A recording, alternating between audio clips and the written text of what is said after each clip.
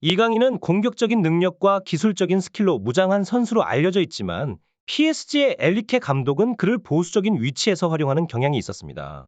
감독은 그를 백패스의 주역으로 보기 때문에 그의 원래 능력이 제한되었을 것이라는 여론이 형성되었던 것입니다.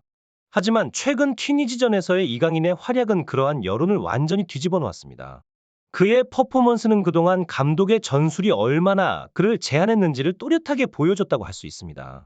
이강인이 펼친 원맨쇼는 전 세계 팬들을 감탄하게 했고 PSG의 공식 매체 또한 그의 활약을 높이 평가했습니다. PSG의 공식 매체는 경기 후 이강인의 한국이 튀니지를 이겼다라며 이강인의 활약을 대놓고 칭찬했습니다. 뿐만 아니라 이강인이 펼친 2골 1도움의 활약은 전문가들과 팬들에게 군계일학이라는 찬사를 받았습니다.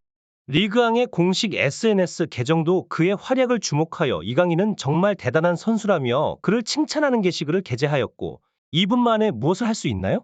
튀니지를 상대로 2골을 넣을 수 있습니다라는 농담조의 내용도 포함되어 있었습니다. 이런 상황에서 PSG의 엘리케 감독도 이강인 열풍에 휩싸였습니다. 감독은 이강인과 관련된 여러 소식을 듣고 그의 활약을 접하면서 경기의 상황과 이강인의 놀라운 활약에 대해 주목했습니다. 튀니지전에서의 이강인의 활약은 그동안의 백패스 중심의 활용보다는 더욱 앞선 포지션에서 그의 능력을 펼칠 필요가 있음을 보여주었습니다. 그리고 이날 경기의 흐름을 살펴보면 대한민국 축구 국가대표팀은 위르겐 클린스만 감독의 지휘 아래 튀니지와의 친선 경기에서 4대 0으로 압도적인 승리를 거두었습니다. 이강인의 활약 덕분에 클린스만 감독은 국내에서의 첫 승을 거두게 되었는데 이것은 그에게 큰 의미가 있었습니다. 그러나 경기 초반에는 상황이 전혀 달랐습니다. 전반전 동안 팀은 여러 어려움을 겪으며 경기를 이어나가야 했던 상황이었습니다. 이강인의 활약을 통해 그는 자신의 능력을 최대한 발휘할 수 있는 포지션에서 활용되어야 함을 증명했습니다.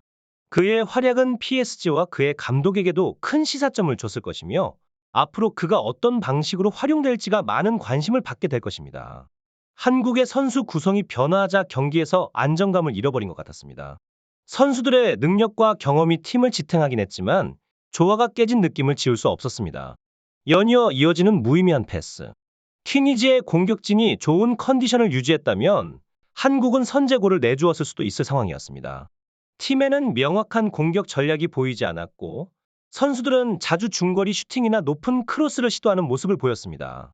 특히 여기서 주목받아야 하는 것은 이강인의 활용 문제였습니다. 그는 태생적으로 플레이메이커의 역할을 해낼 수 있는 선수인데 전반전 동안 그는 마치 단순한 패스 전달자의 역할에 그치는 듯했습니다. 그로 인해 이강인은 격리되어 보였고 그의 활약이 제한되자 한국의 전체적인 템포도 저하되었습니다. 이러한 흐름에서 후반전의 시작은 예상외의 전개를 보였습니다. 이강인의 역할이 조정되면서 한국의 공격은 점차 활기를 찾기 시작했습니다. 어느새 이강인의 뛰어난 기술과 전략적 시야가 빛을 발했고 그 결과 후반 11분 한국은 골의 기회를 잡았습니다. 이강인이 경기장 중앙에서 끌어낸 드리블 끝에 얻은 프리킥 기회에서 그는 슈팅을 선택했고 그의 강력한 슈팅은 결국 골망을 흔들며 포인트를 가져왔습니다.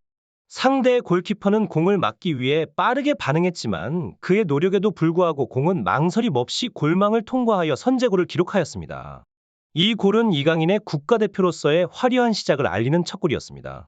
그의 놀라운 능력을 더욱 부각시키기 위해 후반 12분 만에 그는 다시 상대방을 압도하여 상황 판단과 슈팅 기술을 선보이며 2번째 골을 넣었습니다. 골키퍼는 답답한 표정으로 그의 슈팅을 바라보며 이강인의 이날 2번째 골에 대한 대응을 찾을 수 없었습니다. 그렇게 2골을 연속으로 넣은 이강인은 그의 탁월한 스킬로 스타디움 안팎의 모든 이들을 감탄시켰습니다. 그의 골로 튀니지의 방어선은 붕괴되었고 이를 기회로 한국은 이 경기에서 4-0의 압도적인 승리를 가져왔습니다. 그럼에도 불구하고 가장 중요하게 주목해야 할 점은 바로 이강인의 활약에서 나타난 변화였습니다. 전반전 동안 그는 별다른 활약을 보이지 못한 것은 감독의 전략이 그의 능력을 제한했기 때문이었습니다. 하지만 후반에 들어서 그는 중앙 미드필더에서 윙까지 다양한 포지션에서 활약하며 경기의 중심 역할을 맡았습니다. 그의 빠른 발과 정확한 패스가 한국의 공격을 이끈 결과 한국은 경기에서 큰 우위를 점했습니다. 더욱이 그의 포지션 변경은 그가 직접 감독에게 제안한 것으로 밝혀져 그의 전략적 사고와 리더십 또한 주목받게 되었습니다. 이강인은 경기가 끝난 후 인터뷰에서 다음과 같이 전했습니다. 감독님께서는 항상 우리 선수들에게 자유롭게 뛰도록 격려해 주셨습니다. 오늘 나의 포지션 변경은 확실히 경기에 더 좋은 효과를 가져다 주었는데 중앙 미드필더에서의 활약을 통해 더 큰 역할을 할 수 있었습니다. 이러한 변화에 대해 클린스만 감독님과 팀원 재성이 형에게 감사의 마음을 전하고 싶습니다. 언제나 승리를 위해 최선을 다하겠다는 각오로 FC MOBA에서 뛰겠습니다. 많은 전문가들은 클린스만 감독이 이강인을 측면의 고정된 위치에서만 활용하는 것에 대해 의문을 제기하였습니다. PSG의 감독 엘리케도 같은 실수를 저질렀다라는 의견이 나왔습니다. 일부 현지 전문가들의 의견에 따르면 이강인은 마요르카에서 포지션은 윙이었지만 그의 본질적인 역할은 전혀 다른 선수와는 다르게 중앙 미드필더였다. 단순히 윙 위치에서만 활용한다면 그의 진짜 장점은 소멸될 것이다. 라는 주장입니다. 이강인의 움직임과 플레이 스타일을 자세히 관찰하면 그가 윙 포지션에서도 중앙 미드필더처럼 움직이고 패스와 돌파를 주로 사용하는 것을 볼 수 있습니다. 그의 빠른 발동작과 패스 능력은 중앙에서 더욱 빛을 발하며 PSG의 엘리케 감독이 이강인을 단순히 측면 공격수로만 활용하는 것은 큰 오류라는 것이 전문가들의 일관된 의견입니다. 이강인이 최근 PSG의 툴루즈전에서 보인 불안정한 모습은 이강인이 잘못된 포지션에서 활용되었기 때문이라는 분석이 주를 이룹니다. 그 경기에서 이강인은 윙으로 활용되면서 큰 활약을 하지 못했고 높지 않은 패스 성공률로 팀에 큰 도움을 주지 못했습니다. 이러한 상황은 이강인의 잘못된 포지션 활용에 대한 더 깊은 고민의 필요성을 느끼게 합니다. PSG의 현지 지지자들, 심지어 전문가들까지도 최근 경기를 관람한 후 이강인의 활용법이 이게 정말 최선인가? 라는 질문을 던지고 있습니다. 엘리케 감독이 이강인을 전통적인 측면 공격수로만 활용하는 것에 대한 우려는 PSG 내에서의 경쟁 구도를 봤을 때 더욱 활약했던 아센시오와 바르셀로나의 덴벨레까지 영입하였습니다. 게다가 프랑스 대표 공격수인 콜로 무안이 역시 측면에서 활약할 수 있는 능력을 지니고 있습니다. 이런 상황에서 이강인이 순수하게 측면에서만 활용된다면 그의 PSG에서의 미래는 불투명하다는 점을 간과할 수 없습니다. 이강인의 능력과 포지션에 대한 다양한 해석이 있지만 그가 튀니지와의 경기에서 중앙 미드필더로 큰 활약을 펼친 것은 분명하다. 이는 PSG 경영진, 팬들, 심지어는 경쟁팀들까지도 주시하는 중요한 시그널로 작용했습니다.